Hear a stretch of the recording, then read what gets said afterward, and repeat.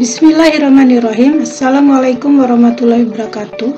Hari ini saya, Ibu Sulistiawati, akan melanjutkan materi IPA, yaitu modul 4, dengan pembahasan sel bagian terkecil dari organisme atau makhluk hidup.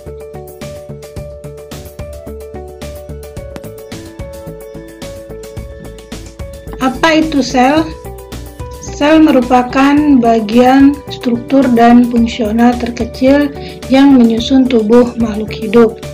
Pada hierarki organisasi kehidupan, sel itu berada pada tingkatan yang terendah. Sel mampu menjalankan fungsi layaknya makhluk hidup, yaitu seperti melakukan proses metabolisme, mengalami pertumbuhan dan perkembangan, serta melakukan proses reproduksi.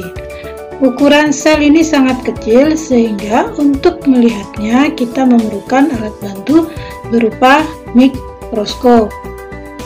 Nah, di sini ada gambar sel tumbuhan dan sel hewan.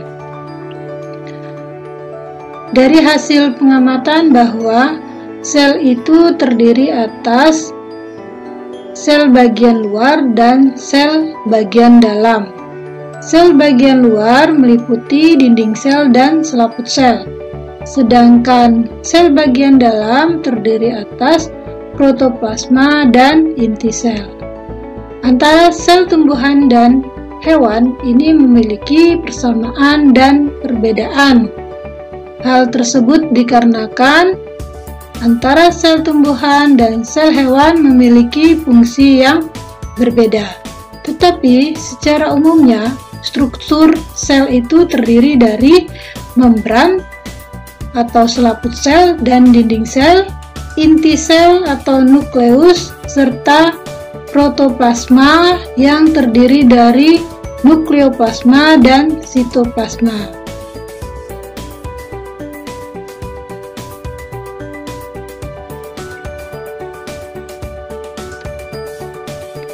Nah, selanjutnya adalah struktur organel sel dan fungsinya. Yang pertama yaitu membran atau selaput sel dan dinding sel.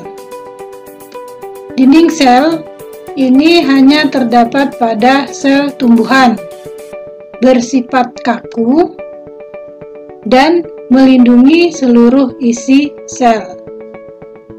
Membran atau selaput sel membungkus seluruh isi sel, berfungsi untuk melindungi seluruh isi sel, bersifat semi-permeabel, mengatur transportasi zat-zat dari sel yang satu ke sel yang lainnya.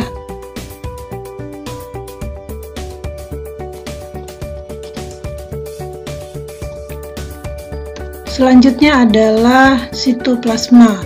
Apa itu sitoplasma? Sitoplasma merupakan koloid yang mengisi seluruh bagian sel. Di dalam sitoplasma, selain terlarut zat makanan dan zat-zat lainnya, juga terdapat organel sel yang memiliki fungsi masing-masing. Nah, adapun organel sel yang terdapat dalam sitoplasma yang pertama yaitu vakuola. Vakuola berisi garam organik dan zat hasil metabolik sekunder serta berisi enzim dan butir pati. Vakuola berfungsi sebagai penyimpan cadangan makanan, kemudian sebagai penyimpan sisa metabolisme, dan membangun turgor sel. Vakuola pada sel hewan cenderung sangat kecil, di mana keberadaannya sering tidak diperhatikan. Sedangkan vakuola pada sel tumbuhan sangat besar.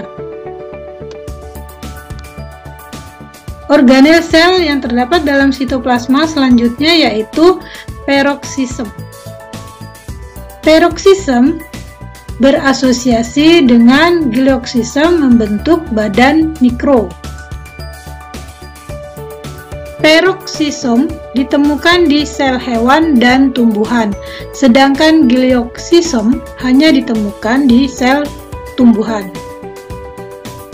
Fungsi dari peroksisom yaitu penghasil enzim katalase untuk menguraikan peroksida.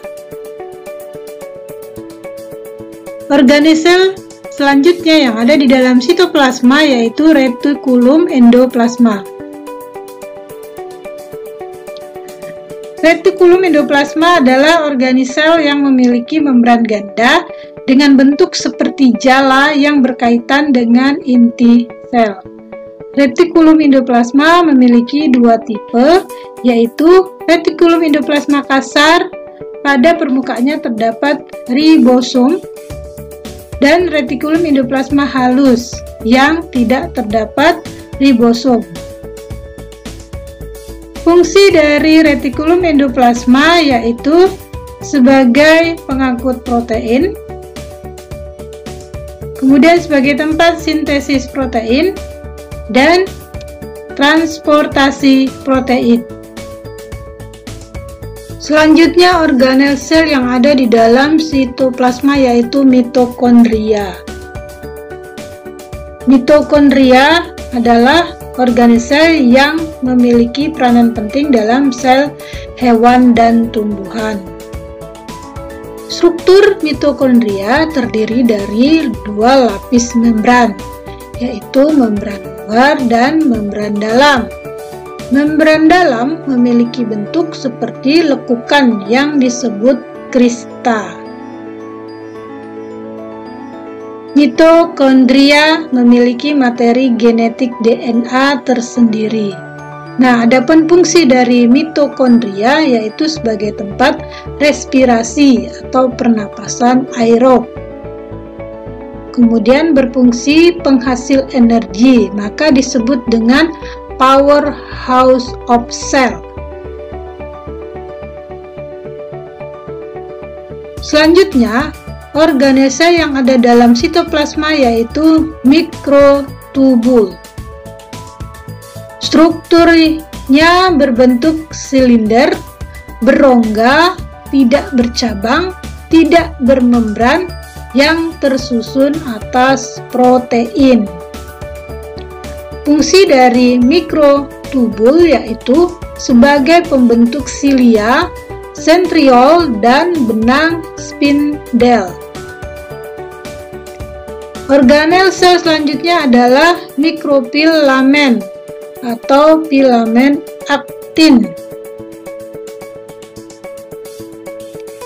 Ukurannya kecil yang tersusun atas protein globular.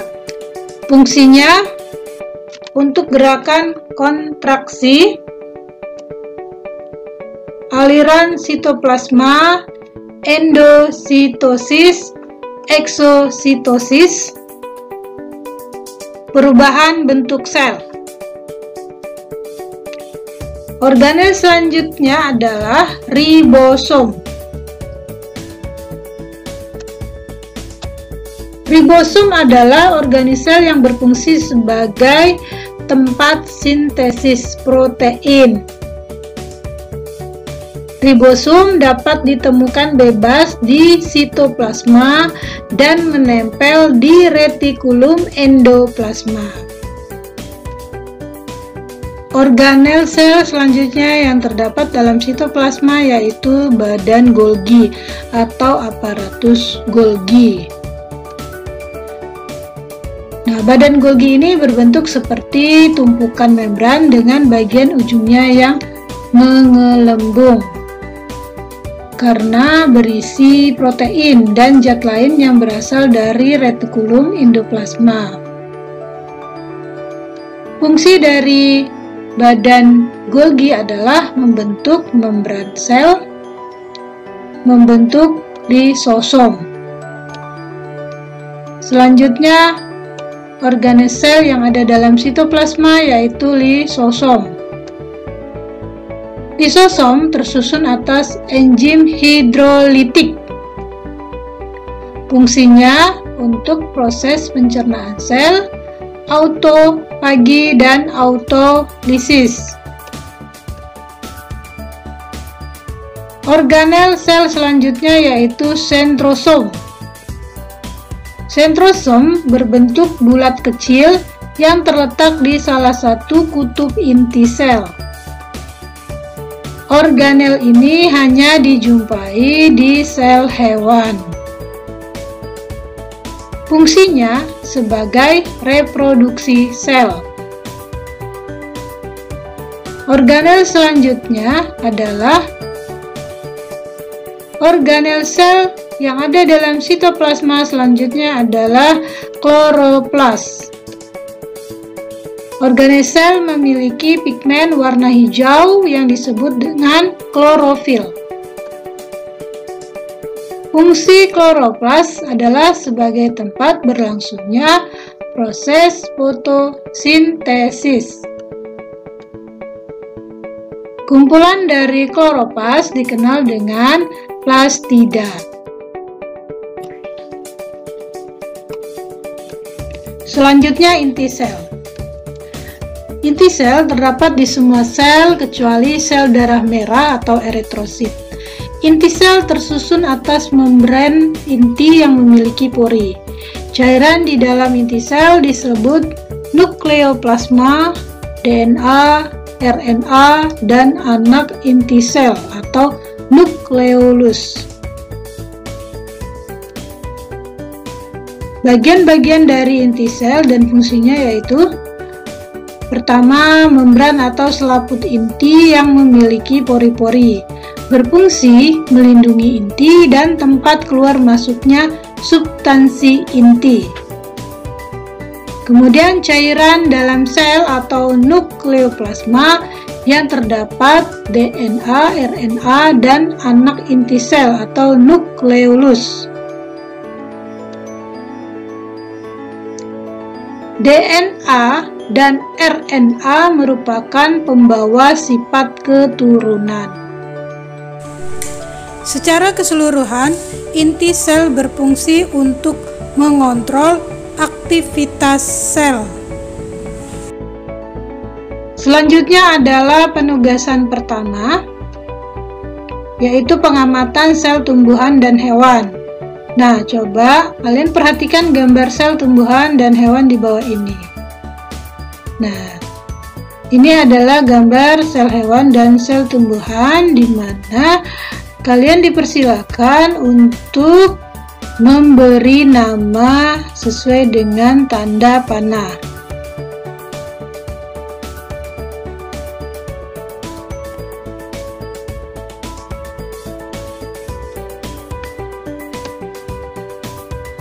Nah, setelah kalian memberi kode pada gambar, maka kalian tulis, misalnya kode 1 itu nama organel sel tumbuhannya apa, kemudian seterusnya. Kemudian misalnya kode A, nama organel sel hewan, nah itu namanya apa. Selanjutnya kalian buat tabel 2, yaitu penamaan organel sel tumbuhan dan hewan serta fungsinya. Dari tabel 1 tadi, setelah kalian mengetahui nama organel selnya, kalian cari apa fungsinya. Nah, selanjutnya dibuat tabel 3, yaitu persamaan dan perbedaan antara sel tumbuhan dan hewan. Nah, nama organelnya apa, kemudian pada sel tumbuhan bagaimana, pada sel hewan bagaimana.